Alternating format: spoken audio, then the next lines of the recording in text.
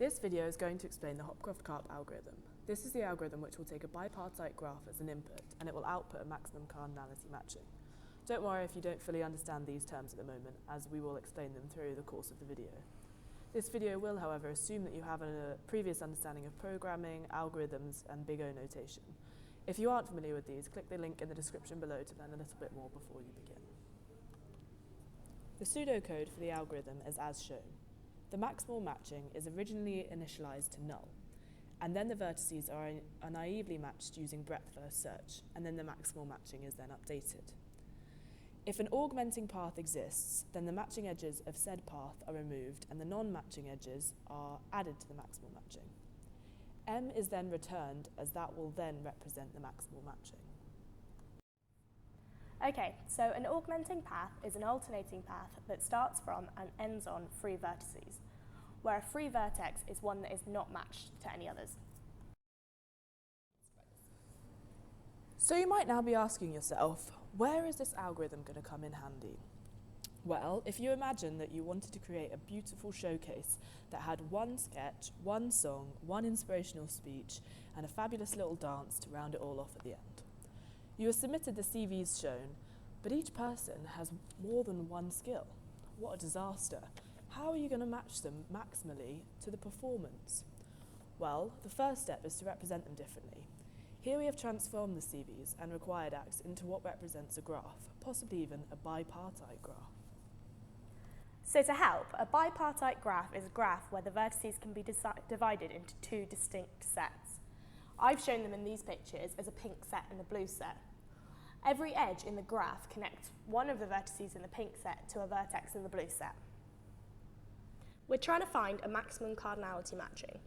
This is when the edges are chosen so that the maximum number of vertices in the pink set are connected to a vertex in the blue set. So now we have our input of a bipartite graph, so we are ready to start our algorithm. The maximal matching is initialized to null, and our vertices are matched by breadth first search. Now we need to check if an augmenting path exists. To check this, we start at the free node A, and then we follow all the possible paths until we reach another free node. In this case, we go from A to 2, and then we go from 2 to B, and then we go from B to 4, where 4 is another free node, so we stop there. So now that we have found our augmenting path, we must remove the matching edges of our path and add the non-matching edges. As you can see, by its definition, an augmenting path starts and ends on a free node, and therefore it starts and ends with a non-matched edge. This means no matter how long the path is, there will always be more non-matched edges present than there are matched edges. Therefore, when the non-matched edges are added and the matched edges are removed, it will always increase the maximal matching by at least one edge. This is now applied to your current maximal matching. You can see that this now creates a perfect matching, as all of the vertices have a matching, and that means that every single performer has an act to play in your fabulous show.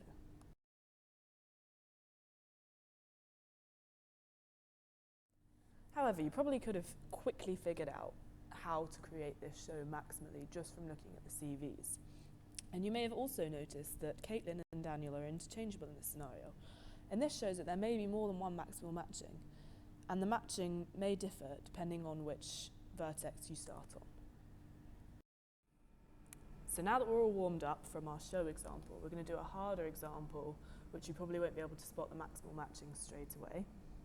We have from A to H and from 1 to 8, and you can see the bipartite graph here.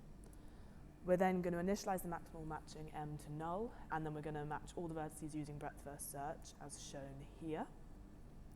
We're then going to identify the free nodes and try and identify an augmenting path that goes from either A or C to either 7 or 8.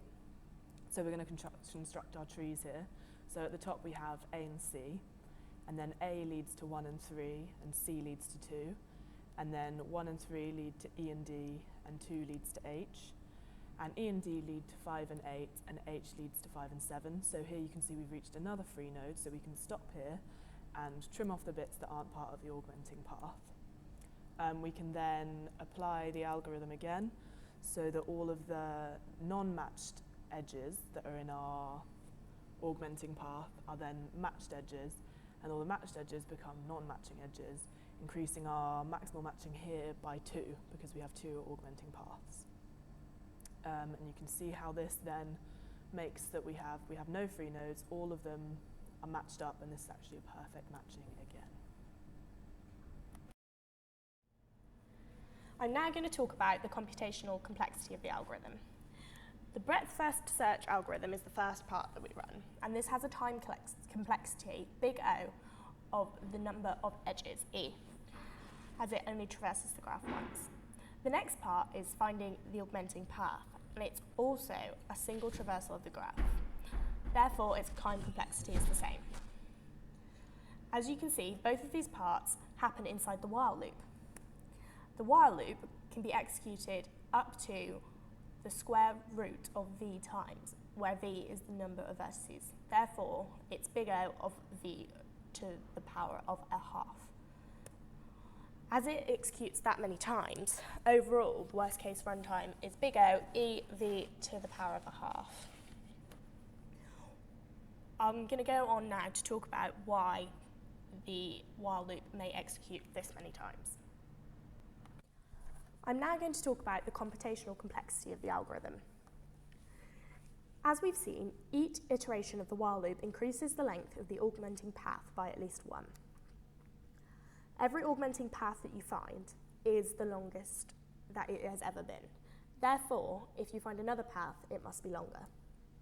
Once you've carried out the square root of v iterations, where v is the number of vertices in the graph, the augmenting path must have the same length. If you have an augmenting path of length the square root of v, you also know that there can only be the square root of v number of alternate paths in the graph. The size of the maximal matching m can differ at most by the square root of v edges. So once you have reached the square root of v iterations, you will only be able to continue for a maximum of another square root of v iterations, for a worst case scenario of 2 times the square root of v iterations. Therefore, the computational complexity of the algorithm is big O e v to the power of a half.